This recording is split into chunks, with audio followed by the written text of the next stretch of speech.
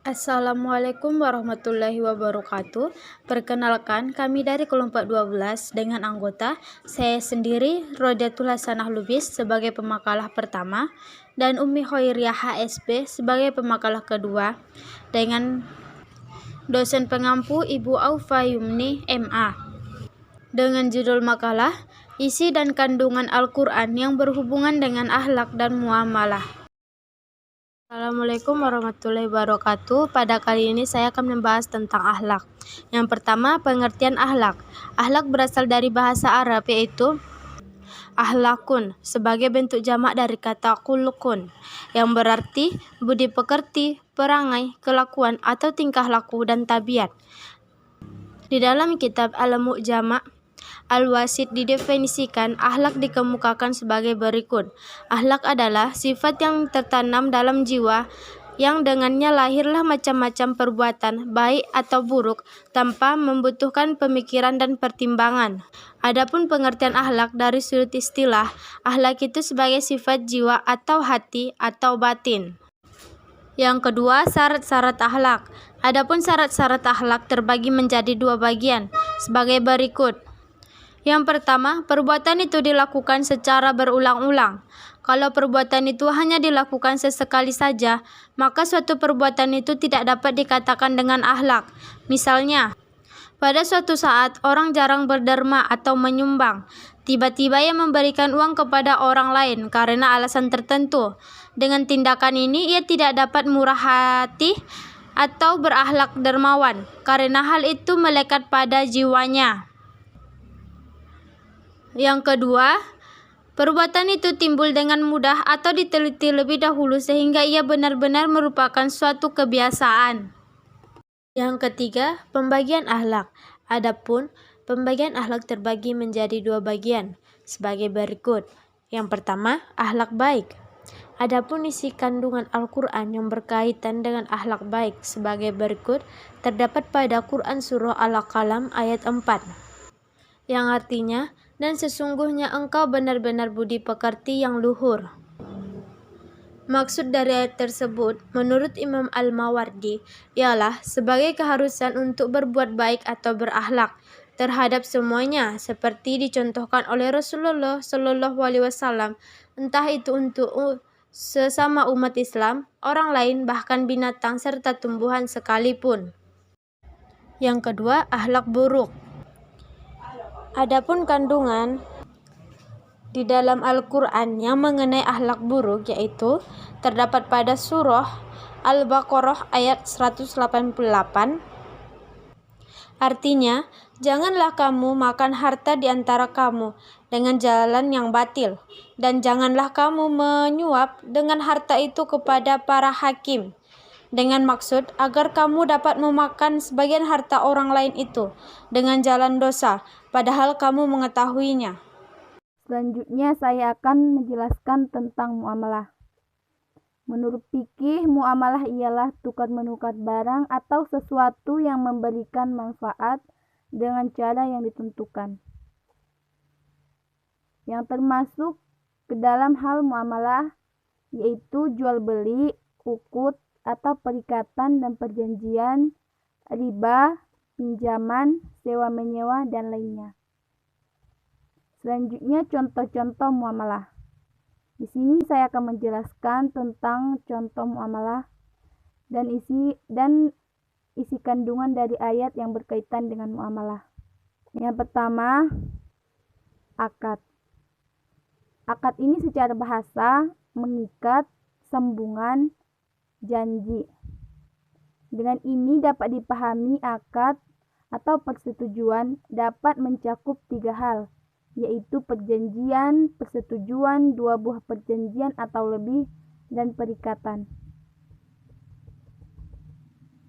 Adapun ayat Al-Quran yang berkaitan dengan akad terdapat dalam Quran Surah Al-Maidah ayat 1, yang artinya, hai orang-orang yang beriman, penuhilah akad-akad itu, dihalalkan bagimu binatang ternak, kecuali akan dibacakan kepadamu.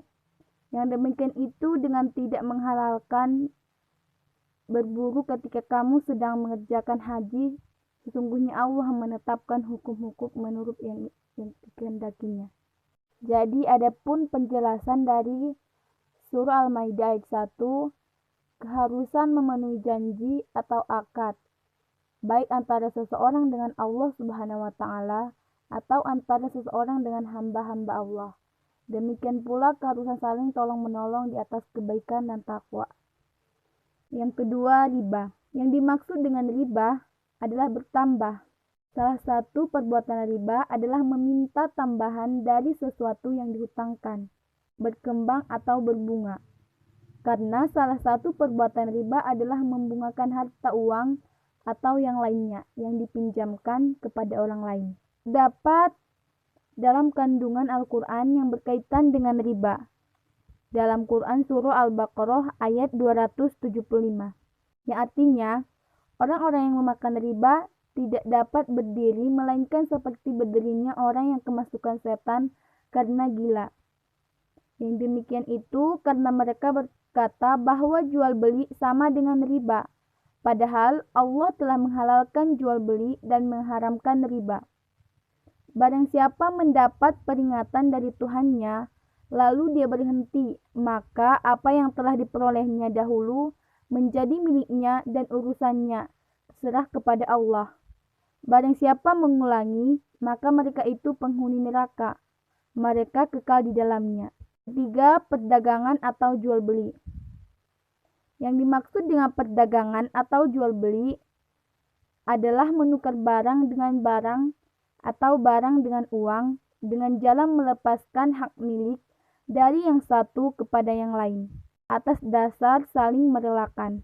Terdapat dalam Quran Surah An-Nisa ayat 29 yang artinya, wahai orang-orang yang beriman, janganlah kamu saling memakan harta sesama dengan jalan yang batil atau tidak benar, kecuali dalam perdagangan yang berlaku atas dasar suka sama suka di antara kamu.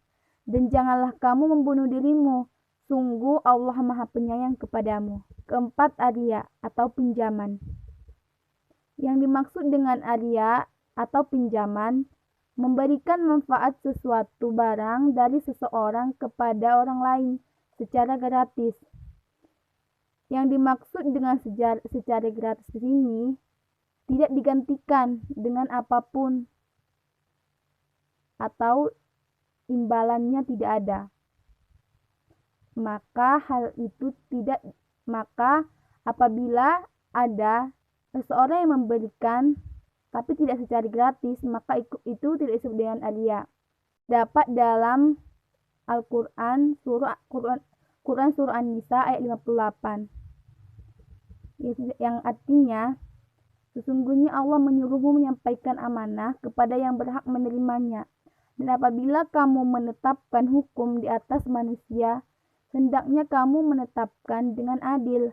Sungguh Allah sebaik-baik memberikan pengajaran kepadamu. Sungguh Allah Maha mendengar, Maha melihat. Terdapat juga dalam Quran Surah Al-Ma'un ayat 7. Yang artinya, dan enggan menolong dengan barang berguna. Kelima, ijarah. Ijarah ialah menukar sesuatu dengan ada imbalannya. Diterjemahkan ke dalam bahasa Indonesia berarti sewa menyewa. Upah mengupah, adapun sewa menyewa yaitu menjual manfaat, sedangkan dari kata upah mengupah yaitu menjual tenaga atau kekuatan. Terdapat dalam Quran Surah At-Tolak ayat 6 yang artinya, tempatkanlah mereka para istri di mana kamu bertempat tinggal menurut kemampuanmu, dan janganlah kamu menyusahkan mereka untuk menyempitkan hati mereka. Dan jika mereka istri-istri yang sudah ditalak itu sedang hamil, maka berikanlah kepada mereka nafkahnya sampai mereka melahirkan kandungannya. Kemudian jika mereka menyusukan anak-anakmu, maka berikanlah imbalannya kepada mereka dan musyawarahkanlah di antara kamu segala sesuatu dengan baik. Dan jika kamu memenuhi kesulitan, maka perempuan lain boleh menyusui anak itu untuknya.